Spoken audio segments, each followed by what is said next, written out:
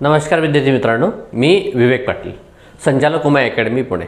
आपले जे टेस्ट सिरीजचे जे लेक्चर्स आहेत, जे एक्सप्लेनेशन्स आहेत बघा, त्यामधलं जे 7 नंबरची जी टेस्ट आपली आता कालच्या रविवारी जी झाली, त्याचं हे आज आपण एक्सप्लेनेशन जे आहे ते ऑनलाईन टाकण्यासाठी आपण करतोय बघा।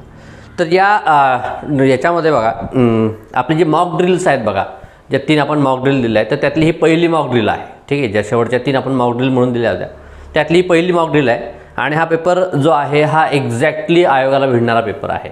सो जास्तीत जास्त विद्यार्थ्यांनी हा पेपर सोडवून हे एक्सप्लेनेशन ऐकावं, हे अशी आमची अपेक्षा आहे बघा। तर ठीक आहे, तर पहिल्यापासून आपण चालू करूया। याला पहिला जो उत्तर आहे तो थोडा आपण डिटेलमध्ये घेऊया आणि थोडं नंतर मग आपण क्वेश्चन एक्सप्लेन्स करूयात बघा। आता बघा, पहिला जो उत्तर आहे त्यामध्ये आपण त्याकडे थोडंसं व्यवस्थित जाऊ। काय कीवर्ड्स असतात, काय हिडन मिनिंग्स असतात ते आपण बघूयात।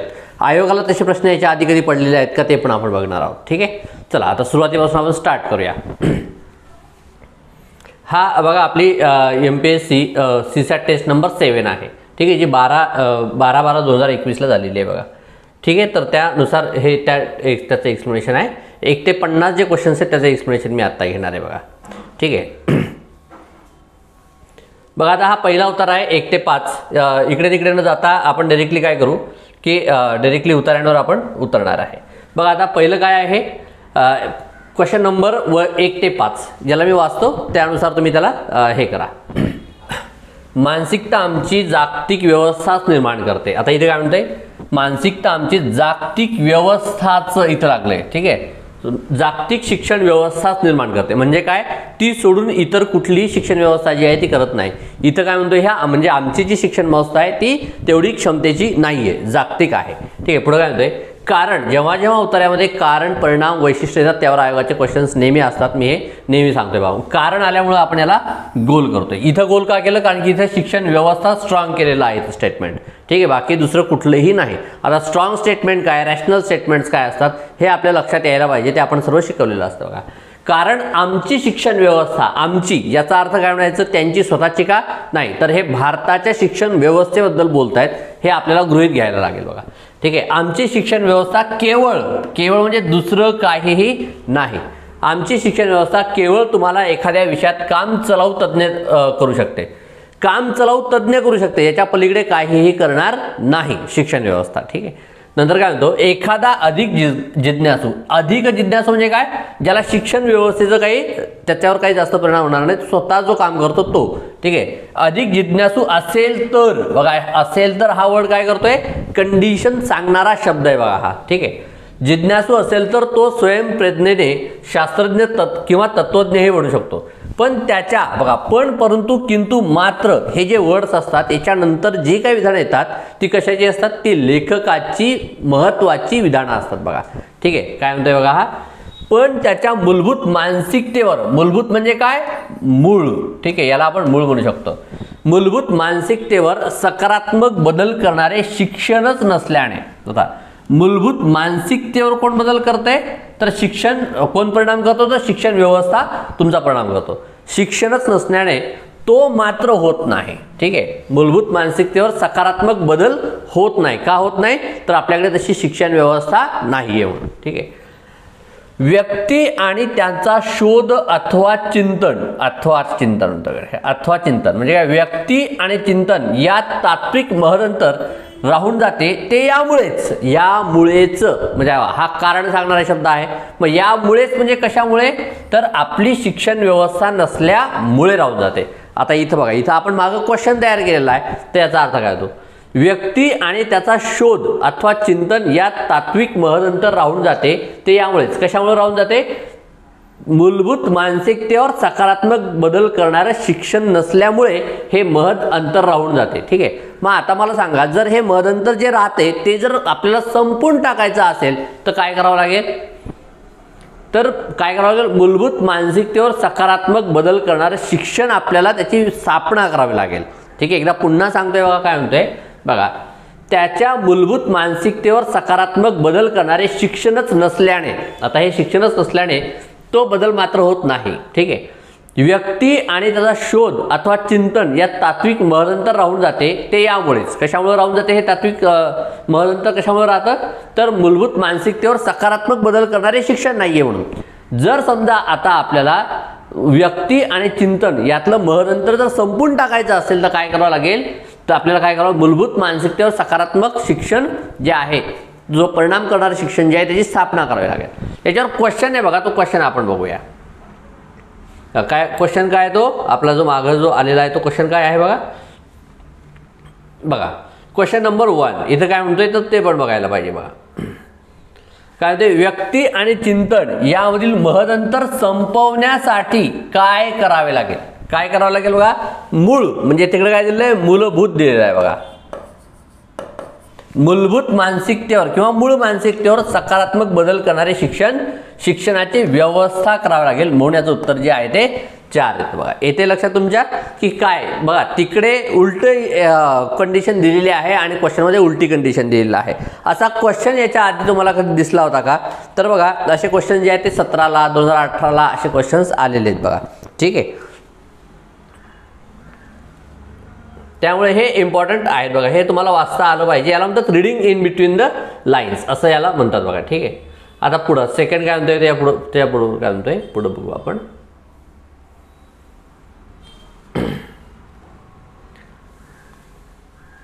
काय म्हणतोय बघा,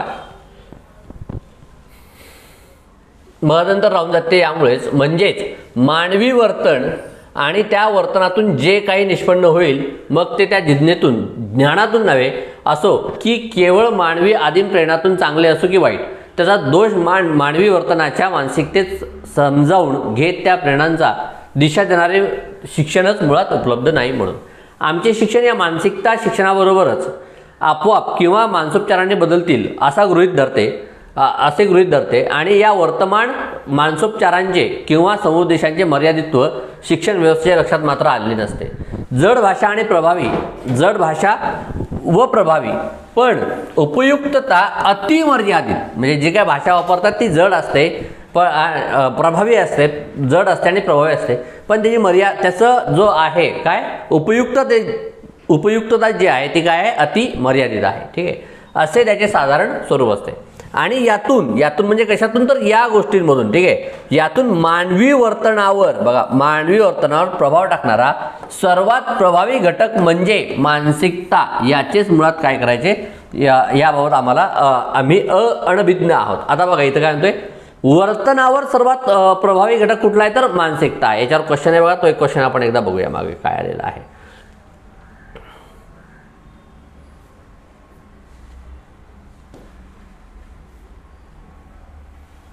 बघा इथे मानवी वर्तनावर सर्वात प्रभाव टाकणारा सर्वात प्रभावी घटक काय तर मानसिकता, असं 4 नंबरचं याचं उत्तर येतं बघा. हा फॅक्च्युअल आहे सर्वात, हा फॅक्च्युअल आहे, याचं काही जास्त टेन्शन घ्यायचं काम नाही बघा. तर हा मॅक्झिमम लोकांचा बरोबर येत असतो.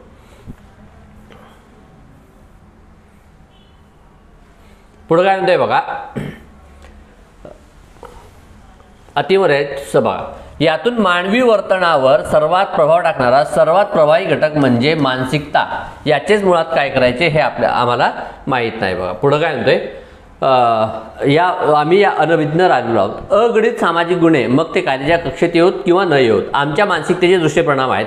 मुळात जी मानसिकता सार्वत्रिक आहे तिला सकारात्मक दिशा देण्याचे सामर्थ्य आमच्या शिक्षण व्यवस्था आहे काय, हा खरा प्रश्न बघा. पुढे काय म्हणतोय,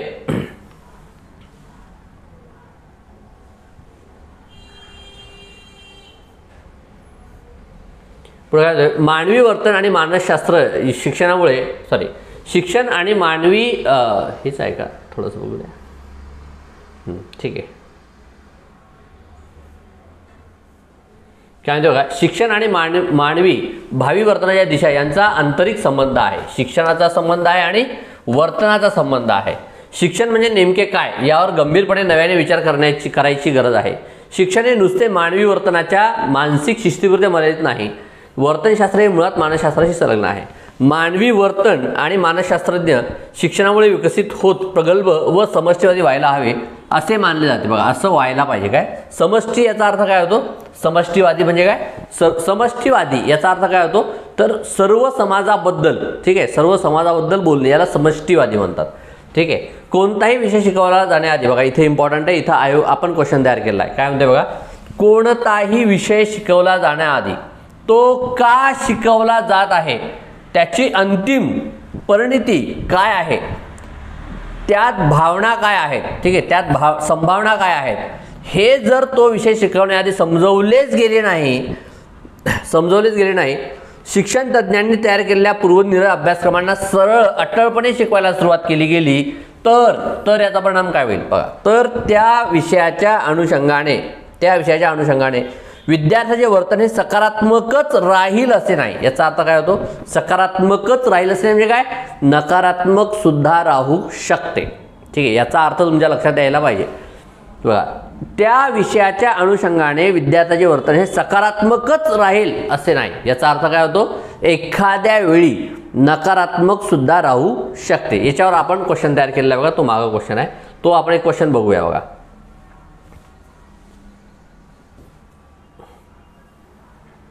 बघा, शिक्षण तज्ज्ञांनी तयार केलेल्या अभ्यासक्रमांना सरळ शिकवायला सुरुवात केली तर काय होईल, त्या विषयाच्या अनुषंगाने विद्यार्थ्याचे वर्तन सकारात्मक किंवा नकारात्मकही राहणार नाही म्हणतोय, म्हणून हे उत्तर येणार नाही बघा. त्या विषयाच्या अनुषंगाने विद्यार्थ्याचे वर्तन हे क्वचित वेळा नकारात्मक राहू शकते. क्वचित वेळा म्हणजे काय, एखाद्या वेळी ते नकारात्मक सुद्धा राहील. तर येस, हे याचं 4 नंबरचं उत्तर येईल. 1 नंबर याचं उत्तर काय येणार नाही, त्या विषयाच्या अनुषंगाने विद्यार्थ्याचे वर्तन हे सकारात्मक राहील. पॅसेजमध्ये काय आहे, सकारात्मकच राहील असे नाही, सकारात्मकच राहील. आता याचा अर्थ तुमच्या लक्षात यायला पाहिजे बघा. हे जे 4 आहेत ना, याचे असे क्वेश्चन्स आयोगाला येतात बघा. काय म्हणतं हे,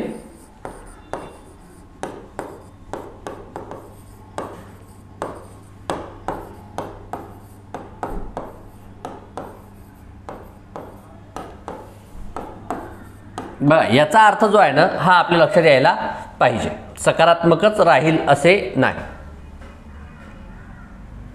बघा,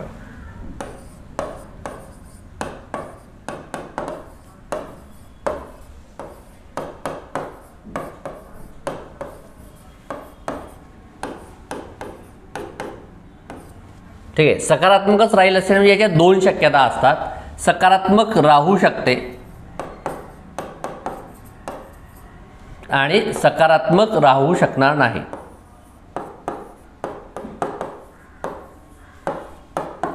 सकारात्मक नाही. पहिले 2 शक्यता आहे. इथं जो विधान असतो त्याची शक्यता जास्त असते, ठीक आहे, आणि सेकंड जे आहे याची शक्यता कमी असते.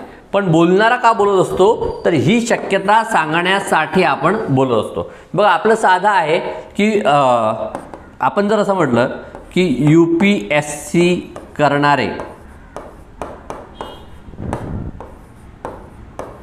सर्व पास होतातच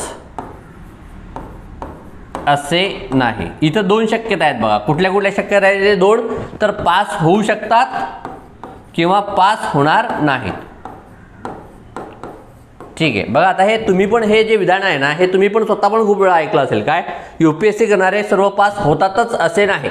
आता बघा, पण याच्यामध्ये शक्यता कशाची जास्त आहे, तर इथं जो विधान दिलेला, इथं जो शब्द असतो त्याची शक्यता जास्त, म्हणजे काय, पास होण्याची शक्यता जास्त आहे आणि पास न होण्याची शक्यता कमी आहे. पण बोलणाऱ्याने हे बोललं का बघा, UPSC करणारे सर्व पास होतातच असे नाही, म्हणजे याचा अर्थ काय की हा नकारात्मक आहे बघा बोलणारा, म्हणजे नाही, पास होणार नाही ही शक्यता डोक्यात ठेवून, जी रेअर आहे ती डोक्यात ठेवून हा इकडे बोलत असतो बघा. ठीक आहे, म्हणून हे इम्पॉर्टंट आहे, आपल्या लक्षात यायला पाहिजे. तर या गोष्टींना आपल्याला बघायला पाहिजे. म्हणून याचं उत्तर जे आहे ना, तर याचं उत्तर 4 जातं बघा. हे एवढं तुम्हाला समजून सांगायला वेळ जातो सर्व. ठीक आहे, पुढं काय म्हणते बघा. आता आपलं कुठपर्यंत आलं बघा. हे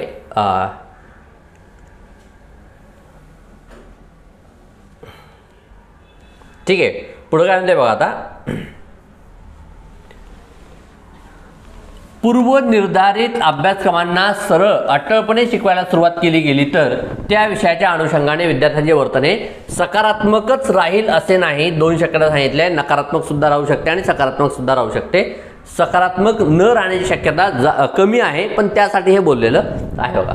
उलट ते प्रदूषित होत विद्यार्थी एक भारवाही हमाल होईल आणि तो होतोच त्याला पडणारे कमी अधिक मार्क हे या विषयाच्या समग्र आकलनाबाबत नसून केवळ त्याच्या स्मरणशक्तीचे निर्देशक बनून जातील. जे काही थोडेफार आत झिरपेल ते केवळ रस असलेल्या विषयात, पण त्यात परिपूर्णता असणे शक्य नाही. एकंदरीतच नाईलाजाने सामाजिक पारिवारिक दबावातून गरजाधारित नाईलाजाचे शिक्षण असे त्याचे स्वरूप बनून जाईल जे आज गेलेलेच आहेत. मग असे का तयार झालं बघा हे, तर एकंदरीत नाईलाजाचे आणि शिक्षण गरजाधारित नाईलाज शिक्षण असे स्वरूप का झालेलं आहे याचं, तर बघा इथे दोन शक्यता आहेत. कशामुळं, एकतर हा विषय कशासाठी आपण शिकायचा हे समजवलं जात नसेल, किंवा जो काय अभ्यासक्रम आहे तो सरळ शिकवला जात असेल. या दोन शक्यतेमुळे काय होतं, या दोन गोष्टींमुळे काय होतं, तर नाईलाजाचं आणि गरजासाठी शिक्षण आपण स्वरूप आपण निर्माण करतो. बघा हा क्वेश्चन आपण केलाय. काय होतं याचं की व्यक्ती आणि चिंतन यामधील महत्त्वांतर संपवण्यासाठी काय करावं लागेल, तर याचं उत्तर 4 सांगितलं बघा. मूळ मानसिकतेवर सकारात्मक बदल करण्याची शिक्षणाची व्यवस्था करावी लागेल. पुढे काय म्हणतोय बघा, शिक्षण तज्ज्ञांनी तयार केलेल्या अभ्यासक्रमाला शिकवायला सुरुवात केली तर त्या विषयाच्या अनुषंगाने विद्यार्थी वर्तन क्वचित वेळा नकारात्मक राहू शकते. त्यानंतर थर्ड बघा, आजचे शिक्षणाचे स्वरूप हे गरजाधारित किंवा नाईलाजाचे का झाले आहे, तर कोणताही विषय शिकवण्याआधी त्या विषयाची उपयुक्तता विद्यार्थ्यांना समजावली जात नसेल म्हणून हे असं झालेलं आहे बघा. ठीक आहे. त्यानंतर बघा, मानवी वर्तनाचा सर्वात प्रभावी घटक कुठला आहे, तर मानसिकता आहे. पुढे काय म्हणतोय बघा,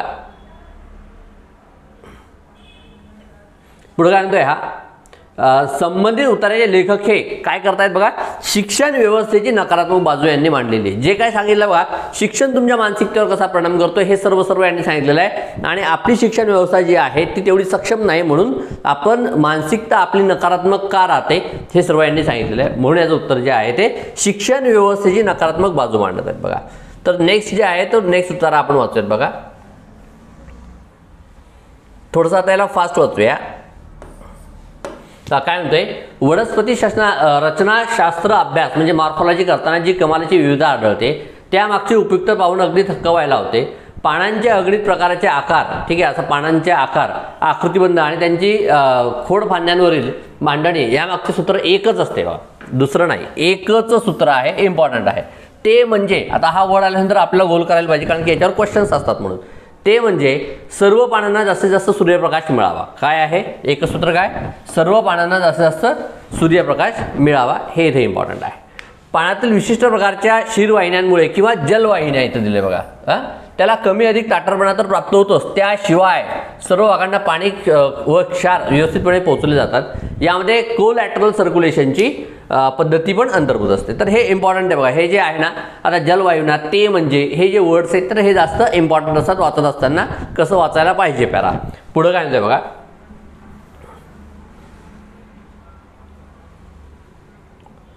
पुढे काय म्हटलंय बघा यांनी, अंतररचनेच्या म्हणजे ॲनाटॉमीच्या दृष्टीने मूळ व खोड, मूळ म्हणजे काय तर ते जे रूट आहेत ते मूळ आणि खोड यांच्यामध्ये मूलभूत फरक दिसून येतो बघा. यांच्यामध्ये मूलभूत फरक दिसून येतो, इम्पॉर्टंट आहे. असे वर्ड जे मध्ये त्यावर आयोगाचे क्वेश्चन्स येतात बघा. मूलभूत फरक दिसून येतो. शोषून घेतलेले पाणी, काय म्हणतोय हा, शोषून घेतलेले पाणी व क्षार जलवाहिन्यांपर्यंत सुकरतेने पोहोचवण्यास अनुकूल अशी मुळांची अंतररचना असते. द्विबीजपात्री वनस्पतींच्या खोडांची अंतररचना एकबीजपात्री वनस्पतींपेक्षा भिन्न असते. आता बघा इथं वाचताना इम्पॉर्टंट आहे, काय म्हणतोय, द्विबीजपात्री वनस्पतीच्या खोडांची अंतररचना एकबीजपात्री वनस्पतींपेक्षा भिन्न असते. ठीक आहे. आता इथं मुख्य वर्ड कशावर याला बोलायचंय, द्विबीजपात्री संबंधी बोलायचं की एक बीजपात्री संबंधी बोलायचंय, तर द्विबीजपात्री संबंधी यांना बोलायचं आहे बघा. ठीक आहे. पुढे काय म्हणतोय, ती चक्राकार असणार आहे. ती म्हणजे कशाची, एक बीजपात्री की द्विबीजपात्री, तर हे द्विबीजपात्री संबंधी बोलतोय बघा. ठीक आहे. तर इथे इम्पॉर्टंट आहे, ती चक्राकार मांडणीची असल्यामुळे, तर ती म्हणजे कुठली, द्विबीजपात्रीची चक्राकार मांडणीची असल्यामुळे आडव्या फांद्या फुटण्यास आणि तोलून धरण्यास सक्षम असते. आता इथं लक्षात घेण्यासारखं काय आहे, तर ती म्हणजे कोणती, द्विबीजपात्री की एक बीजपात्री. पण यांना कशा संबंधी बोलायचं, तर द्विबीजपात्री संबंधी बोलायचंय. कारण की इथं यांनी बोलताना बघा, द्विबीजपात्री वनस्पतीच्या खोडांची अंतररचना एक बीजपात्रीपेक्षा भिन्न आहे. तर कशावर जास्त जोर आहे, द्विबीजपात्रीवर जास्त जोर आहे. ठीक आहे. पुढे काय, याच्यावर क्वेश्चन आहे, तो क्वेश्चन एकदा बघून घेऊ बघा आपण.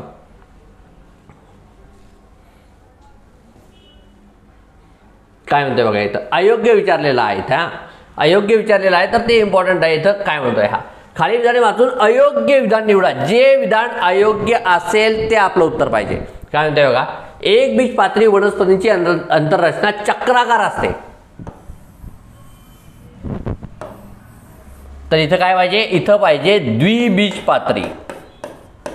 ठीक आहे, द्विबीजपात्री वनस्पतींची अंतररचना आडव्या फांद्या फुटण्यास व तोलून धरण्यास सक्षम असते. हे योग्य आहे आणि हे अयोग्य आहे. हे अयोग्य काय, इथं एक बीजपात्री नाही तर द्विबीजपात्री. आपल्याला अयोग्य विचारलंय, कुठलं विधान अयोग्य आहे, अ विधान अयोग्य की ब विधान अयोग्य आहे. जे विधान अयोग्य असेल ते आपलं उत्तर असतं बघा. तर इथं केवळ अ असं याचं उत्तर येतं बघा. ठीक आहे, केवळ अ असं याचं उत्तर येतं. पुढे काय म्हणतंय बघा, पॅसेजमध्ये येऊया. हाच तुम्हाला मला समजून सांगायचा होता. एकदा पॅसेजमध्ये पुन्हा जाऊ, जे काय आपलं वाचायचं बाकी आहे ते एकदा संपूर्ण घेऊया.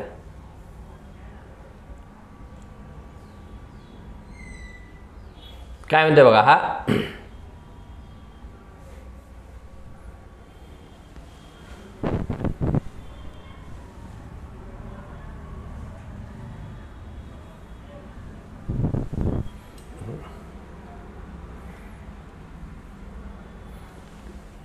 पानांची अंतररचना हा रचनाशास्त्र आणि वस्तुशास्त्राचा एक परमोच्च आविष्कार आहे, जिच्याशिवाय जीवनसृष्टी पाने हलणार नाही. अशा प्रकाश संश्लेषण प्रक्रिया मुख्यतः पानांमध्ये घडून येत असते बघा. अशा प्रकारे प्रकाश संश्लेषण प्रक्रिया मुख्यतः, फक्त आहे का नाही पण मेनली कुठे तर पाण्यामध्ये. त्यासाठी लागणारा कच्चा माल म्हणजे पाणी, क्षार आणि कर्बवायूचा सुरळीत पुरवठा करणे. ज्या पेशींमध्ये प्रत्यक्ष क्रिया चालू असते तेथपर्यंत प्रकाश ऊर्जा योग्य प्रमाणात पोहोचवणे, तयार झालेले अन्नपदार्थ काही प्रमाणात साठवणे व मोठ्या प्रमाणात अन्यत्र वाहून नेण्याची व्यवस्था करणे. त्याशिवाय श्वसन आणि बाष्पोत्सर्जन या प्रक्रियांसाठी सुयोग्य अशी पानांची रचना असते. मुख्य म्हणजे मोठ्या प्रमाणावर तयार होणारा प्राणवायू तर सुलभतेने बाहेर जावा, पण बाष्पोत्सरण प्रक्रियेवर तर नियंत्रण राहावे. अशी रचना व यंत्रणा तयार करणे ही तारेवरची कसरतच आहे. कितीतरी वनस्पतींमध्ये अशी अत्यंत गुंतागुंतीची पण आदर्श रचना आढळते. सपुष्प वनस्पतींबद्दल बोललेले बघा इथं. सपुष्प म्हणजे पुष्पा स म्हणजे फुलांचं. सपुष्प वनस्पतींमध्ये फळांच्या रचनेतील अपरिमित विविधता हा अभ्यासाचा एक स्वतंत्र मनोरंजक विषय ठरावा.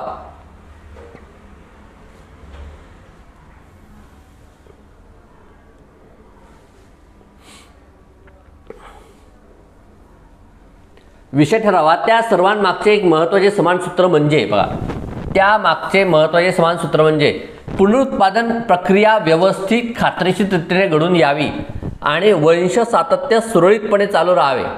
फलन प्रक्रिया बघा इथे इम्पॉर्टंट आहे. फलन प्रक्रिया घडून येण्यासाठी परागकण म्हणजे पॉलिनेशन अर्थात पुंके सरातील परागकण स्त्री केसकावर स्थापित होणे आवश्यक असतेला गोल करायचा. बघा काय म्हणतोय, जर फलन प्रक्रिया घडून यायची असेल, काय म्हणते फलन प्रक्रिया जर घडून यायची असेल तर काय इम्पॉर्टंट आहे, पुंकेसरातील परागकण स्त्री केसकावर स्थापित होणे आवश्यक आहे. जर फलन प्रक्रिया जर घडली नाही, आता बघा इथं काय, फलन प्रक्रिया व्यवस्थित प्रकारे घडायची असेल तर काय होतं, जर फलन प्रक्रिया जर व्यवस्थित व्हायची असेल तर काय, पुंकेसरातील परागकण स्त्री केसकावर स्थापित होणे आवश्यक आहे. बरोबर आहे.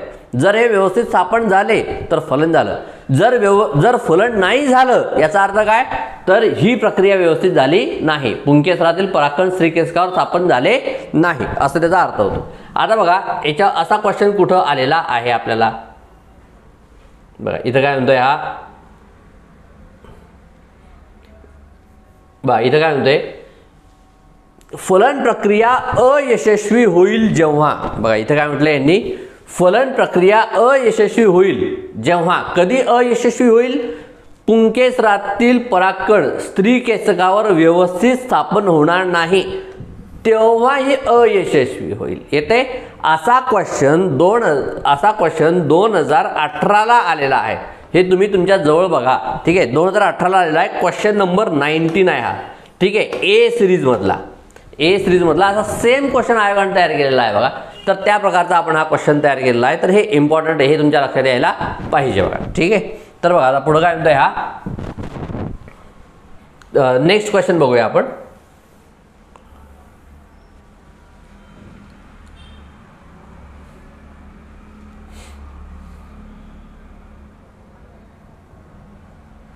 नेक्स्ट क्वेश्चन काय बघा याच्यामध्ये,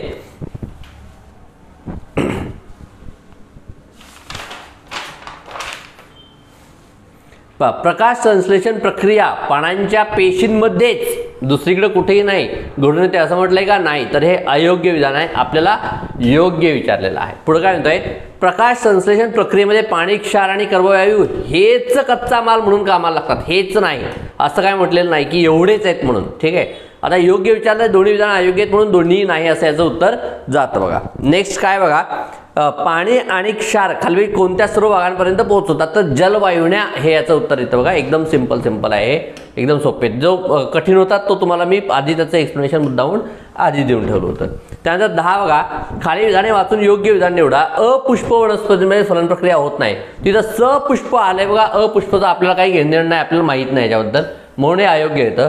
अपुष्प वनस्पतीमध्ये फलन प्रक्रिया वाऱ्यामार्फत पाण्यामध्ये सुद्धा होते.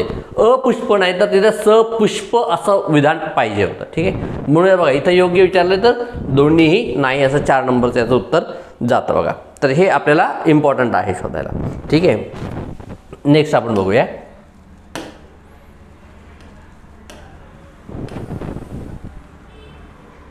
आता बघा इकडे काय आहे क्वेश्चन बघा. आता नेक्स्ट आपण क्वेश्चन आता बघा, हा जो आहे ना याच्यामध्ये एक करेक्शन आपण आधीच सांगितलेलं होतं.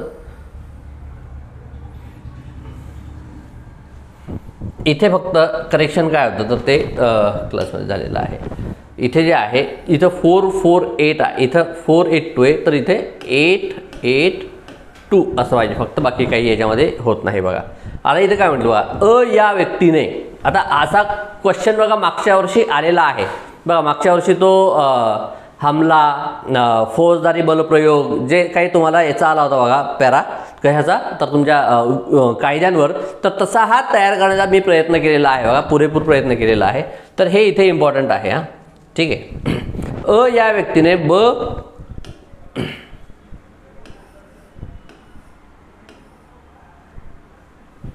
बघा, या व्यक्तीने ब आणि क या व्यक्तींवर हमला करून किरकोळ इजा केली. या खटल्यामध्ये ड हा व्यक्ती साक्षीदार आहे. ठीक आहे, किरकोळ इजा करणे हा गुन्हा जामीनपात्र आहे, परंतु हा व्यक्ती ड वर साक्ष न देण्यासाठी दबाव आणत आहे. काय आणतोय हा? दबाव आणत आहे. अशा वेळी उच्च न्यायालय काय भूमिका घेऊ शकतात? हा दबाव आणतोय तर काय भूमिका घेणार बघा. तर आता बघा इकडे काय म्हणतोय, हा दबाव जर असेल तर काय आहे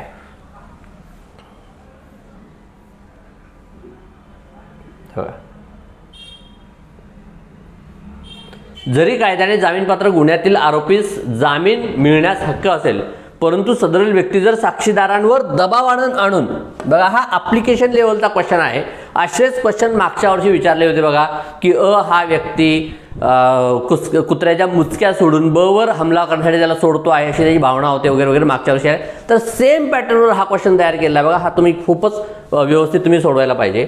जर कायद्याने साक्ष दबाव आणून त्याला त्रास देत असेल अथवा खटला व्यवस्थित चालण्यास अडथळा निर्माण करीत असेल, तर अशा वेळेस माननीय उच्च न्यायालय कलम 882 अन्वये सदरील आरोपीचा जामीन रद्द करता येऊ शकतो. जर दबाव नसेल तर काय जामीन रद्द करता येऊ शकतो बघा, असं आलेलं आहे पॅसेजमध्ये.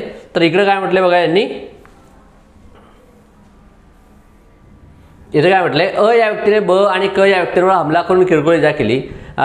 या खटल्यामध्ये ड हा व्यक्ती साक्षीदार आहे. किरकोळ इजा करणे हा गुन्हा जामीनपात्र आहे, परंतु हा व्यक्ती ड वर साक्ष देण्यासाठी दबाव आणत आहे. अशा वेळी उच्च न्यायालय काय भूमिका घेऊ शकतात? तर इथं फक्त 482 या ठिकाणी 882 करून घ्यावा.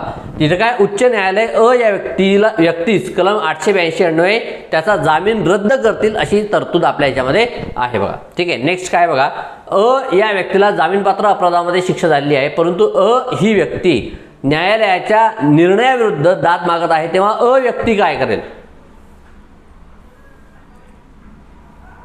बघा. कलम 437 अन्वये,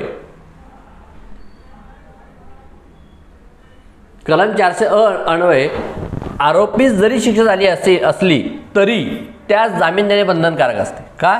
सदरील जामीन हा 6 महिन्यांच्या कालावधीसाठी असतो आणि सदरील 6 महिन्यांच्या कालावधी हा न्याय निर्णयाविरुद्ध दाद मागण्यासाठी दिलेला आहे. जर आरोपीस शिक्षा सुनावण्यात आली असेल आणि ती व्यक्ती उच्च न्यायालयामध्ये दाद मागत असेल तर त्यावेळी सुद्धा हा जामीन देणे अनिवार्य ठरते आणि किती 6 महिन्यांसाठी.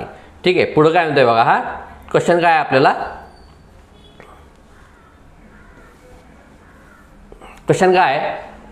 या व्यक्तीला जामीनपात्र अपराधामध्ये शिक्षा झालेली आहे, परंतु ही व्यक्ती न्यायालयाच्या निर्णयाविरुद्ध दाद मागण्यासाठी जाणार आहे.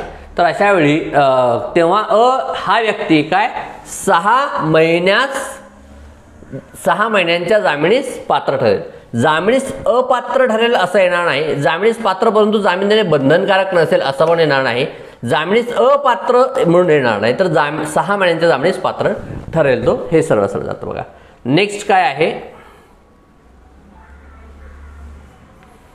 एक्स या शहरामध्ये दंगा घडवून आणण्यास आरोपीस व्यक्तीवर एक्स या शहरामध्ये दंगा घडवून आणण्याचा आरोप या व्यक्तीवर आहे. या व्यक्तीला आपणास अटक होण्याची संभावना वाटत आहे, तेव्हा त्यास अटकपूर्व जामीन कोणत्या कलमान्वये मिळू शकतो असं विचारलेले बघा. तर हे इथं बघा 438 अन्वय 438 अन्वय. तर म्हणजे 3 नंबर त्याचं उत्तर जातं बघा. 3 नंबर त्याचं उत्तर जातं. तर हे आपल्याला लक्षात द्यायला पाहिजे हे कुठं आलेलं आहे बघा. बघा हे लास्ट पॅरामधून हे आपण उचललेलं आहे यांचं. काय ते कलम 438 अन्वये जर एखाद्या व्यक्तीस आपणास अटक होण्याची संभावना वाटत असेल तर कुठल्या याच्यावर मिळणार त्यांना 438 अन्वय. ठीक आहे, तर तो सरळ सरळ तिथून निघून जातो बघा. बघा याला काय होते आपणास अटक होण्याची संभावना वाटते तर याचं सरळ सरळ उत्तर जातं बघा 3. पुढे काय म्हणते बघा. हा खालील कोणत्या परिस्थितीत व्यक्ती जामिनास पात्र ठरू शकतो. ठीक आहे, खालील आता हे इम्पॉर्टंट आहे, याला थोडंसं व्यवस्थित वाचायला पाहिजे.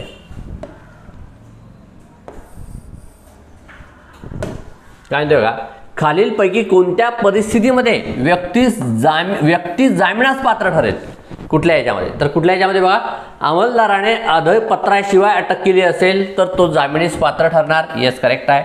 न्यायालयाच्या निर्णयाविरुद्ध दाद मागायची असेल तर आता आपण क्वेश्चन बघितला तर येस करेक्ट आहे. आरोपी खटला व्यवस्थित चालवण्यास अडथळा आणत असेल तर काय होईल त्याची जामीन रद्द होईल.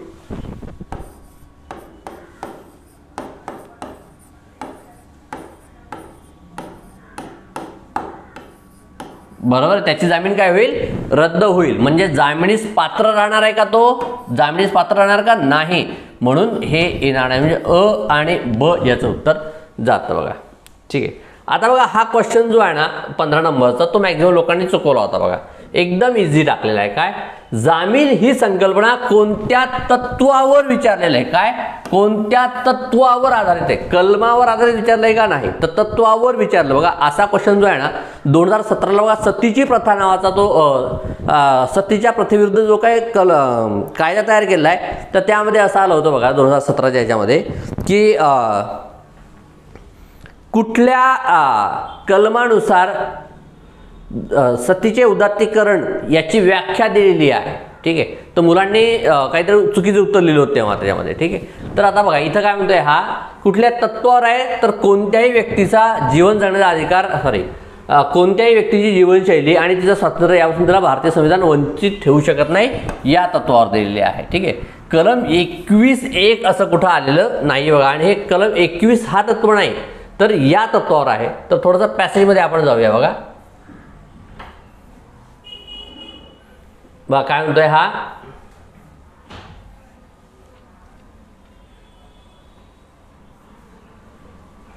भारतीय संविधान कलम 21 नुसार कायद्याने स्थापित केलेल्या प्रक्रियेनुसार कोणत्याही व्यक्तीची जीवनशैली आणि तिची स्वतंत्रता यापासून तिला वंचित ठेवू शकत नाही. याच तत्वावर याच म्हणजे कुठल्या तर या तत्वावर म्हटलेलं आहे. या तत्वावर जामिनी संकल्पना आधारित आहे. सिंपल आहे. या तत्वावर आधारित आहे. कलम 21 नुसार आहे ते. कलम 21 तत्व नाही. कलम नाही विचारला आपल्याला. कुठल्या तत्वावर आहे तर तत्व आहे. आणि नुसता कलम 21 आहे, 21 1 2 3 असं काही दिलेलं नाही. म्हणून बघा जो क्वेश्चन आहे लास्टचा 21(1) म्हटलंय का कुठं नाही, कलम 21 नुसार होऊ शकतं. पण तत्व विचारलं तर तत्वचं सांगा म्हणून याचं उत्तर 2 जातं. 167 येणार नाही, हे पण येणार नाही. ठीक आहे, सिंपल आहे. नेक्स्ट उत्तरामध्ये आपण बघूया.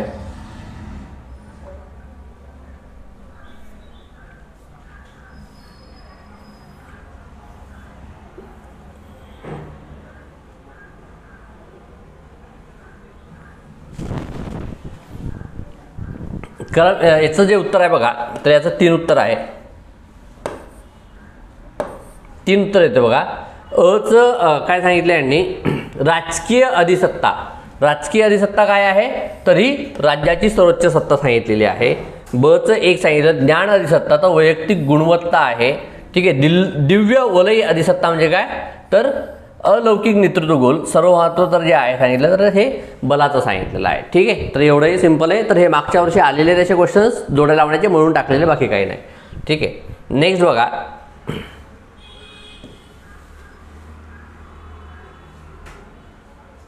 आता हा क्वेश्चन आपण 17 नंबरचा क्वेश्चन असा का तयार केलेला आहे तर ते इम्पॉर्टंट आहे.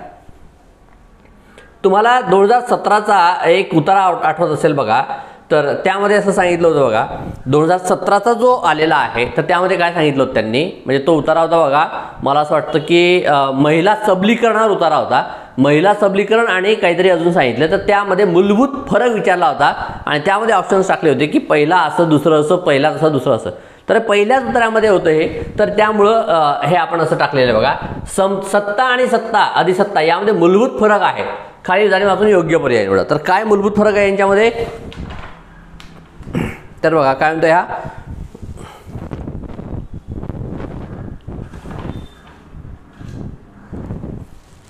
याचं उत्तर जे बघा, दुसऱ्यामध्ये संपत्ती व अधिकार यांचे अधिष्ठान असते. दुसरा काय आहे तर अधिसत्ता. ठीक आहे, अधिसत्तामध्ये काय संपत्ती आणि अधिकार यांचे अधिष्ठान असते. तर पहिल्यामध्ये अधिबलाचा वापर असतो. सत्तामध्ये काय याच्यामध्ये अधिबल आहे. ठीक आहे, तर हे इम्पॉर्टंट आहे. याचं उत्तर 2 जातं बघा सरळ सरळ.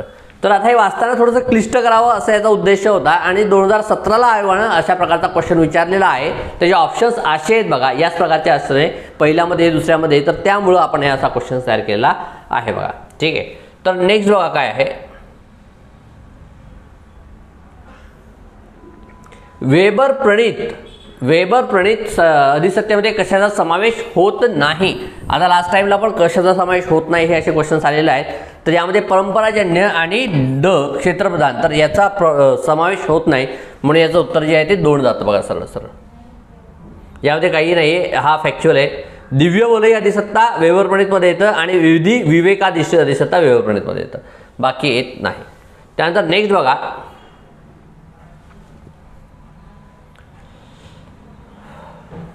काय म्हणतोय बघा नेक्स्ट, लोकशाही अधिसत्तेचे कशाचे, लोकशाही अधिसत्तेचे खालील वैशिष्ट्ये वाचून विसंगत वैशिष्ट्य निवडा. विसंगत तुम्हाला निवडायचे बघा, तर विसंगतच सांगायचं. तर याच्यामध्ये बघा विसंगत काय आहे, ही अधिसत्ता अलौकिक नेतृत्व गुणावर आधारलेली असू शकते. येस आहे, हे त्याचं वैशिष्ट्य आहे. नेक्स्ट काय, या अधिसत्तेमध्ये कायदेशीर आणि संविधानिक निर्बंध असतात. येस आहे. ही राज्याची सर्वोच्च सत्ता असते. हे सत्ताचं आहे बघा, हे वैशिष्ट्य कशाचं आहे, सत्ताचं वैशिष्ट्य आहे. हे अधिसत्तेचं वैशिष्ट्य नाहीये. ठीक आहे, आपल्याला अधिसत्तेचे विचारले ते पण लोकशाही अधिसत्तेचे, हे सत्तेचे म्हणून हे वैशिष्ट्य नाहीये. ही अधिसत्ता नेहमी आज्ञातेच बोलते असे नाही. बोलते असे म्हणजे काय, बोलत नाही, हे पण याचं वैशिष्ट्य आलेलं नाही. म्हणून क आणि ड हे वैशिष्ट्य नाहीयेत, बाकी अ आणि ब वैशिष्ट्य आहे. आधी वैशिष्ट्य वाचून विसंगत कुठले आहेत याच्यामध्ये, क आणि ड हे याचे विसंगत आहेत बघा. ठीक आहे, नेक्स्ट मध्ये काय म्हटलं बघा यांनी 20 मध्ये, अ आणि ब विधान वाचून सहसंबंध सांगावा. क्षेत्रप्रधान अधिसत्ता मोठे क्षेत्र व्यापते. येस करेक्ट आहे अकॉर्डिंग टू पॅसेज. ती फार काळ टिकत नाही. येस करेक्ट आहे अकॉर्डिंग टू पॅसेज. पण हे याचं कारण नाहीये, हे याचं कारण नाहीये. म्हणून याचं काय, अ आणि ब योग्य असून हे ब चे योग्य कारण आहे असं काही येणार नाही बघायचं. म्हणून याचं उत्तर जे आहे ते सॉरी मार्क चुकीचं केलं मी. अ आणि ब योग्य परंतु सहसंबंधित नाही, हे याचं 2 नंबर. हे इथं काय म्हटलं याचं योग्य कारण, तर हे योग्य कारण नाही, तर हे याचं उत्तर जातं बघा सहसंबंधित नाही म्हणून. ठीक आहे. 21 ते 25 बघा.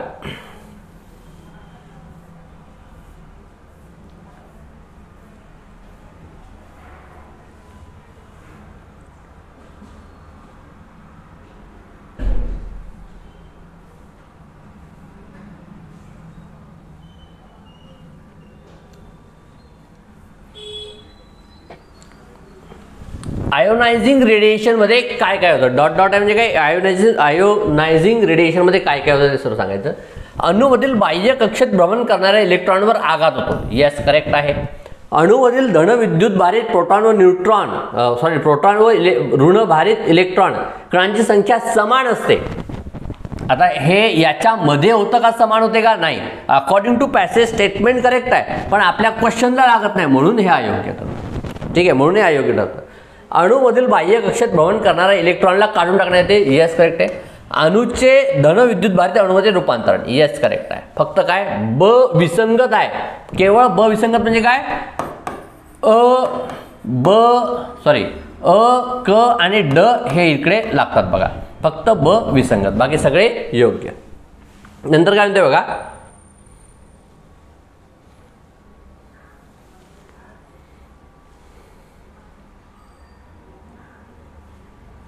काय म्हटलं यांनी, खाली उदाहरण वाचून योग्य उदाहरण. सर्व अणू मूलतः उदासीन असतात असं नाही, उदासीन असणाऱ्या अणूचं धनविद्युत मध्ये होतं. ठीक आहे, सर्व अणू उदासीन असतात हे म्हणणं चुकीचं आहे, हे अकॉर्डिंग टू पॅसेज नाही. अणूमुळे कर्करोगाचा धोका निर्माण झालाय का, नाही, असं काही बोललेलं नाही. अणूमुळे नाही तर पेशींमध्ये होणाऱ्या बदलामुळे म्हटलेलं आहे. ठीक आहे, तर अणूमुळे नाही आहे ते, म्हणून योग्य आहे त्यातलं कुठले नाही, दोन्ही नाही असं याचं उत्तर जातं बघा. ठीक आहे, नेक्स्ट बघा.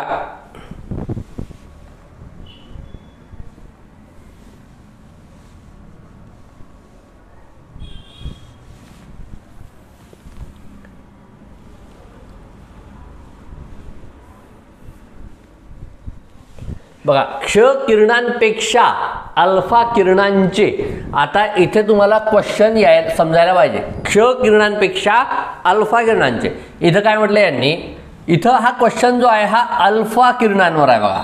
ठीक आहे, अल्फा किरणांवर आहे, उत्तर अल्फा किरणावर यायला पाहिजे. काय म्हणतोय, भेदन क्षमता जास्त असते, तर ही भेदन क्षमता जास्त कुणाची आहे, क्ष किरणांची आहे, अल्फा किरणांची नाही. ठीक आहे, ही यांची जास्त आहे. भेदन क्षमता कमी असते तर येस यांची कमी आहे. ऊर्जा सर्वात जास्त असते असं म्हटलेलं नाहीये, म्हणून काय येईल उत्तर, केवळ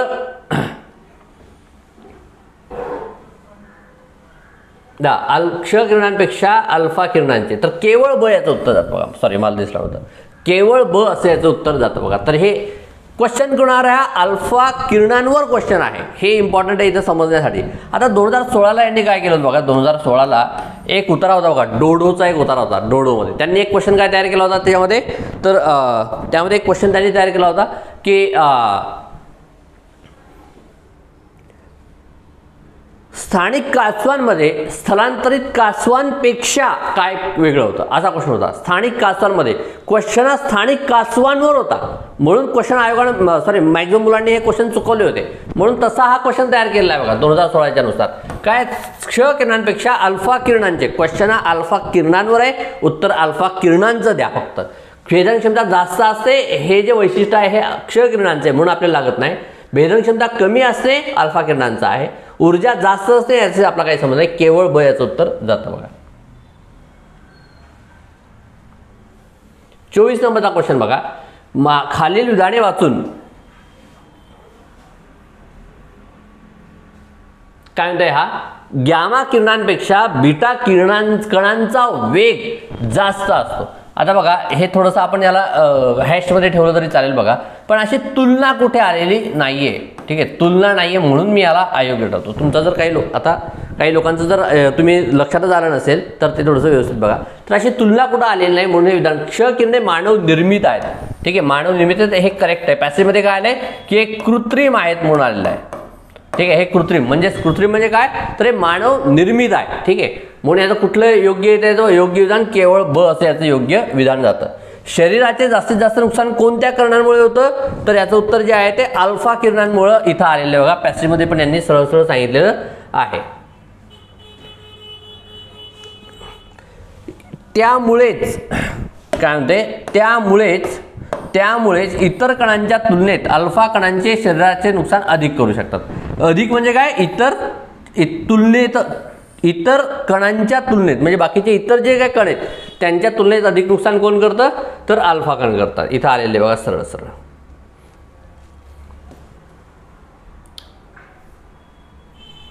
मग याचं उत्तर जे आहे ते 2 जातं बघा. 25चं 2 उत्तर जातं. ठीक आहे.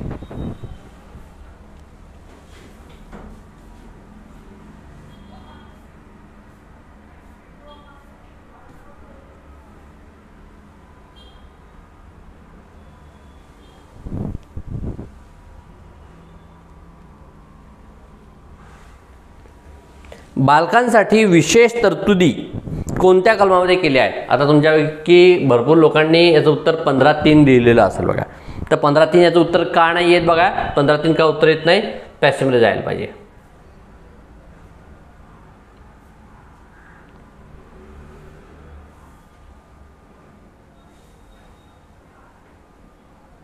बघा इथं काय म्हटलं यांनी,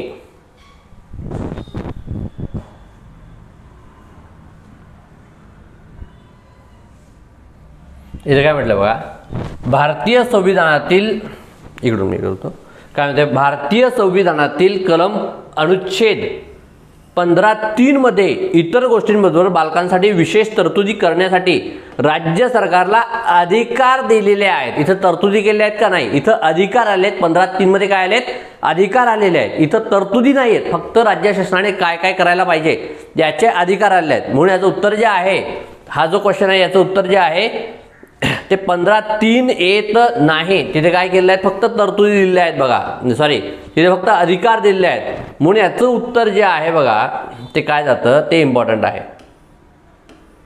बघा. काय म्हणतोय हा, विशेष तरतुदी कोणत्या कलमामध्ये आहेत, कलम या 15(3) मध्ये काय आलेलं आहे, अधिकार आलेले आहेत. ठीक आहे, अधिकार आहेत. तर याचं उत्तर यापैकी नाही असं जातं. कुणाचे अधिकार आहेत, राज्य शासनाचे अधिकार आले आहेत. याचं लक्षात बघा, इतका छोटा ट्रॅप आहे हा, इतका छोटा ट्रॅप आहे. म्हणून तुम्हाला ॲक्च्युअल जे क्वेश्चन्स आहेत ते सोडवताना आपण जे सजगपणा आपला सोडतो, जे आपली हे असते बघा, सोडवताना जो काय आपण कॉशियस असतो तो कॉशियसपणा सोडला की हे सुटतं बघा. म्हणजे नाही का, चुकायला लागतं, हलायला लागतं. 27 नंबरचा क्वेश्चन बघा, खालील विधाने वाचून योग्य विधान निवडा. भारतीय संविधानाने प्रत्येक व्यक्तीस मूलभूत हक्क बहाल केले आहेत. प्रत्येक व्यक्तीस नाही म्हटले, प्रत्येक नागरिकास म्हटलेलं आहे, हे लक्षात घ्या. म्हणून हे अयोग्य येतं. बालक या संज्ञेमध्ये 18 वर्षावरील नाही, 18 वर्षाखालील पाहिजे. ठीक आहे, खालील पाहिजे. म्हणून इथं काय विचारलं, योग्य तर दोन्ही नाही असं याचं उत्तर जातं बघा.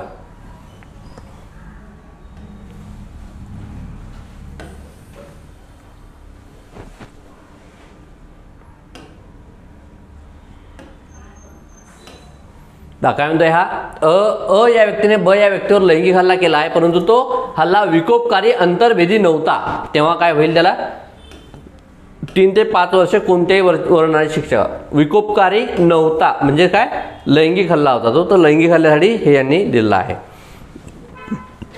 पोस्को कायद्यासंबंधी खाली तरतुदी वाचा आणि योग्य विधान निवडा. या कायद्याअंतर्गत विशेष न्यायालय सामने तरतूद आहे, येस करेक्ट आहे. नैसर्गिक न्यायाचे तत्व या खटल्यावर बाळगले जाते, हे कुठे आलेलं नाहीये. पीडित बालकाची तक्रार महिला पोलीस अधिकाऱ्यामार्फत नोंदवली जाते, हे पण करेक्ट आहे.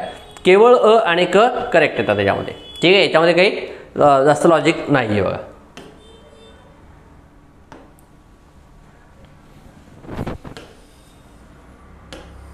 संयुक्त राष्ट्रसंघाच्या महासभेने बाल अधिसंधीस कधी मान्यता दिली, तर यापैकी नाही येतं बघा. 11 डिसेंबरला काय केलं होतं, भारताने मान्यता दिली होती. ठीक आहे, त्यांनी मान्यता दिली असं कुठे आलेलं नाही, म्हणून यापैकी नाही. याचं उत्तर 4 नंबर याचं उत्तर जातं बघा. आता बघा 31 ते 35.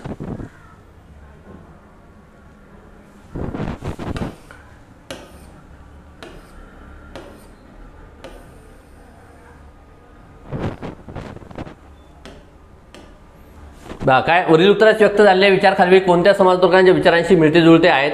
तर याचं उत्तर आपण 3 दिलं बघा, महात्मा ज्योतिराव गोविंदराव फुले म्हणून. याचं उत्तर 3 दिल्याचं 2 किंवा 3 उत्तर जाऊ शकतं. तर मॅक्झिमम जे चान्सेस आहेत त्याचं 2 उत्तर देण्याची शक्यता आहे.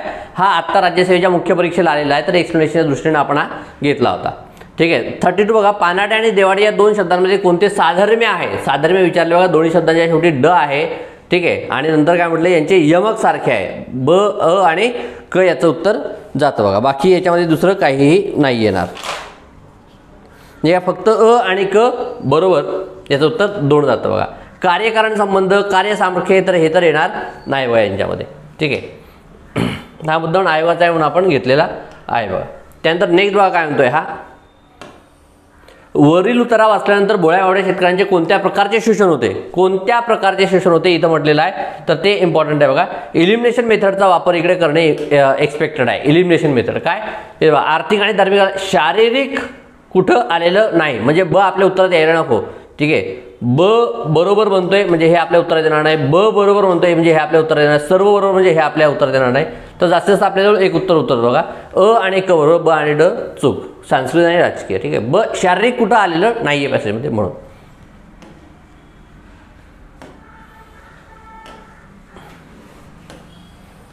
लेखकाच्या मते मुक्तार पत्र ब्रह्मदेवाने कोणाला दिले, तर देवाडे लोकास दिलेला आहे. बाकी कुठलेही आलेले नाही बघा.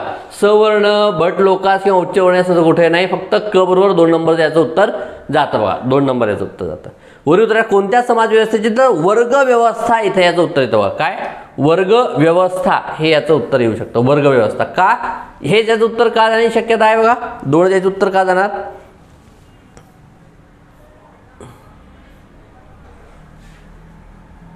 इथं आलंय बघा. इथे काय आलंय, अर्थात पानाडे आणि देवाडे ह्या 2 वर्ग ह्या पृथ्वीवरील म्हणजे 2 वर्गांबद्दल बोललेला आहे. तर यस, वर्ग व्यवस्थेबद्दल बोलल्या गेलेला आहे, हे इथे शक्यता आहे बघा. वर्ण व्यवस्थेचं कुठं काही आलेलं नाहीये.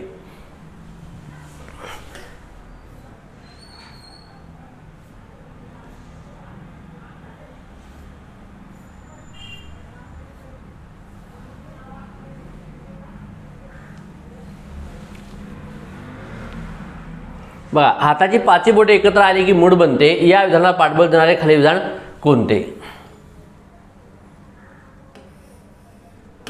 तर काय म्हटलं बघा, तर हाताची 5 बोटे एकत्र आली की मूठ बनते, म्हणजेच काय, संघटनेतूनच सामर्थ्याचा जन्म होतो, हे याला पाठबळ देणारं विधान आहे. हे पॅसेजमध्ये जसं तसं आलेलं आहे. समूह शक्तीचा विचार करता खाली कोणत्या धोक्याचा इशारा लेखक देतात? धोक्याचा इशारा काय आहे, तर धर्माच्या आधारे एकत्र आलेली समूहशक्ती वाईट दिशेला जाऊ शकते, हा धोक्याचा इशारा पॅसेजमध्ये आलेला आहे बघा. तर तो कुठं आलेला आहे तो जर बघायचा असेल तुम्हाला, तर बघा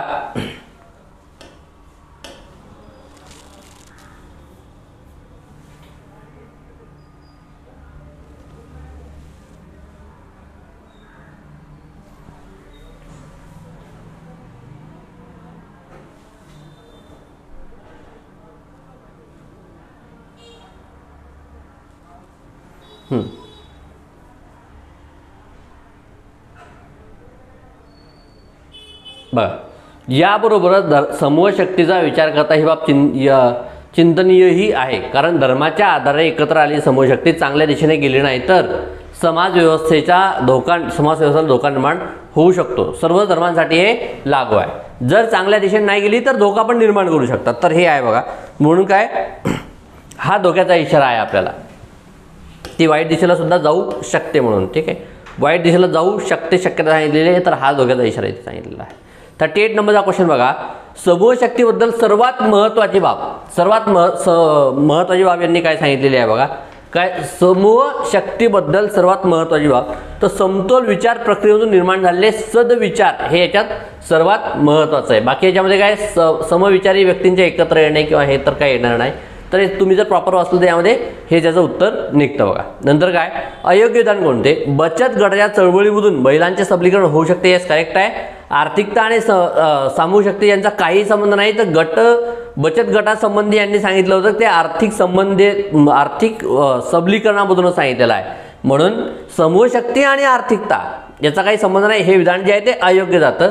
आपल्याला अयोग्य विचारलेलं आहे म्हणून केवळ ब याचं उत्तर जाईल बघा. काय विचारलेलं आहे? केवळ ब. तर तेव्हा सॉरी, अयोग्य विचारलं म्हणून ते उत्तर जाईल बघा.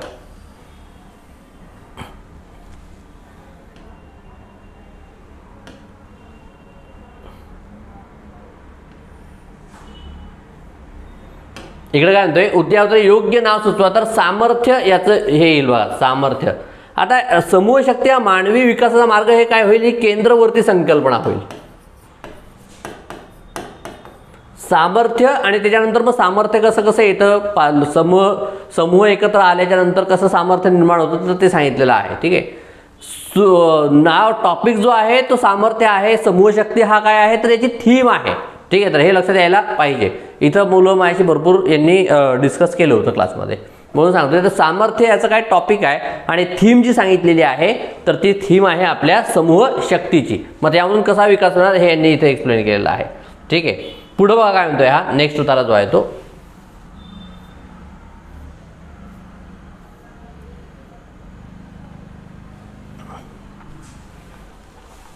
बा इथं काय सांगितलेलं आहे, परिवर्तनाचा अचूक नियम म्हणजे विचारलेला आहे. काय परिवर्तनाचा अचूक नियम?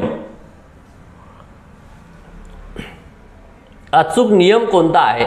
आपतन कोण आणि परावर्तन कोण एकाच मापाचे असतात, त्यांच्या किरणांची बाजू सुद्धा समान असते. त्यानंतर काय असं काय म्हटलंय का, एकाच मापाचे असतात असं काय सांगितलेलं नाहीये. प्रकाशाचे परिवर्तन नेहमी गुळगुळीत, नेहमीच असं काय म्हटलंय का यांनी, नेहमीच तर नाही येणार. स्तंभिकाही आपत्कोन यांचं समान विभागते, तर याचा विभागण्याचा काही नाही. तर 4 याचं उत्तर जातं बघा. सिंपल आहे. पॅसेज नीट वाचल्यानंतर हे तुमच्या लक्षात येऊन जाईल.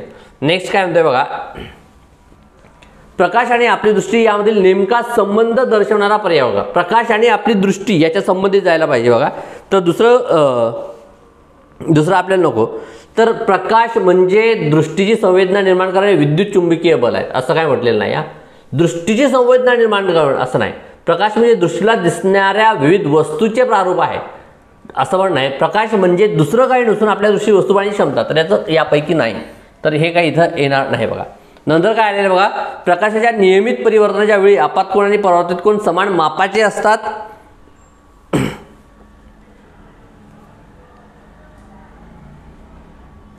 तर यस, हे करेक्ट आहे बघा. पहिला नियम आहे हा आपल्या याचा. अचूक म्हणजे योग्य. प्रकाशाच्या अनियमित परिवर्तनाच्या वेळी परावर्तित किरण एकमेकांना समांतर नसतात. 43चं बघा. तर दोन्ही विधाने जी आहेत ती योग्य आहेत बघायचे. दोन्ही पण विधाने जी आलेली आहेत ती याची योग्य विधानं आहेत. ठीक आहे. दोन्ही विधाने. जर आपातिक किरण स्तंभिकाची 60 अंशाचा कोन तयार करत असेल तर परावर्तित किरण तर स्तंभिकाशी कितीचा, तर हा 60चाच करेल कारण की समान असतात ते म्हणून. ठीक आहे. समान असतात म्हणून. नेक्स्ट जे आलेले आहे ते बघा, आपातिक किरण आणि 90 अंशाचा आपत्कोन तयार करत असेल तर परिवर्तित कुठला असेल तर यापैकी नाही येणार कारण की ते सांगता येणार नाही की ते सारखे नसतात. फक्त एवढंच आलेलं आहे उत्तर, बाकी काही आलेलं नाही. नेक्स्ट बघा 60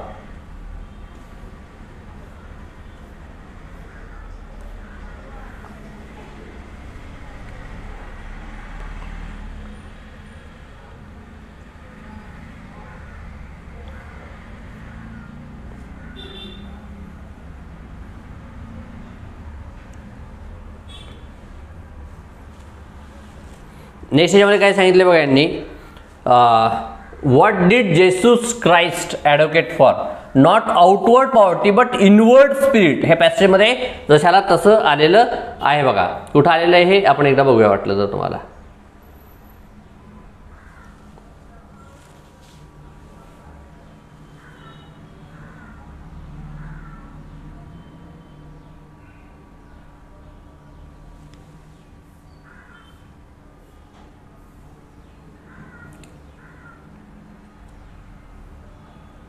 हे एक लक्षात ठेवा. ब्लेस आर ए पुअर असं यांनी म्हटलेलं आहे. ब्लेस आर ए पुअर असं म्हटलेलं आहे. Bless are a poor. ठीक आहे. तर हे याच्यामध्ये सांगितलं यांनी लास्टमध्ये येतं, not outward poverty but inward spirit what was Jesus Christ desire and demanded. काय not outward poverty but inward spirit असं आलेलं आहे ते. ठीक आहे. तर इथनं हा क्वेश्चन आलेला आहे बघा. तर 48 नंबरचा क्वेश्चन बघा.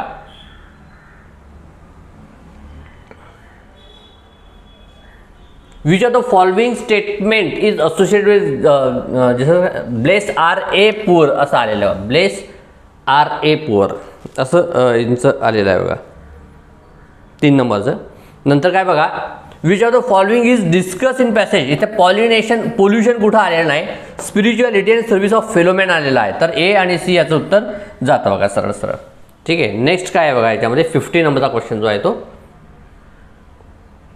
काय, what has Jesus Christ dealt more comprehensively than any other. तर प्रॉब्लेम ऑफ वेल्थ याच्या संबंधी यांनी सांगितले की तो त्याचा मोठा सायकोलॉजिस्ट वगैरे आहे याच्या संबंधी असं सांगितलेलं आहे बघा. तर हे आपल्या 7 नंबरची जी आपली टेस्ट आहे बघा, 7 नंबरची उमाई अकॅडमीचं जी मॉक ड्रिल जी पहिली आहे, तर त्यामधलं पहिल्याचं एक्सप्लेनेशन जे आहे, तर अशाच प्रकारचे डिटेल एक्सप्लेनेशन आपण यापुढे पण घेणार आहोत बघा. थोडंसं आपली जी टेस्ट सिरीज आहे बघा, तर त्यामधल्या ज्या शेवटच्या 3 मॉक ड्रिल्स आहेत, तर याच्यावर आम्ही खूप सर्वजण मेहनत घेतोय की जशाला जसा आयोगाला भिडण्याचा आम्ही प्रयत्न करतोय बघा. तर आपलं जे ॲप आहे उमाई अकॅडमीचं जे ॲप आहे, तर त्यावरून तुम्ही मला वाटतं ज्यांना सबस्क्राईब करायचं आहे त्यांनी तिथनं ती सबस्क्राईब करायला पाहिजे. आणि मॅक्झिमम लोकांना तुम्ही सांगा एक्झॅक्टली आयोगाच्या पॅटर्नवर आपण टाकण्याचा हा प्रयत्न आपला पुरेपूर चाललेला आहे बघा. धन्यवाद.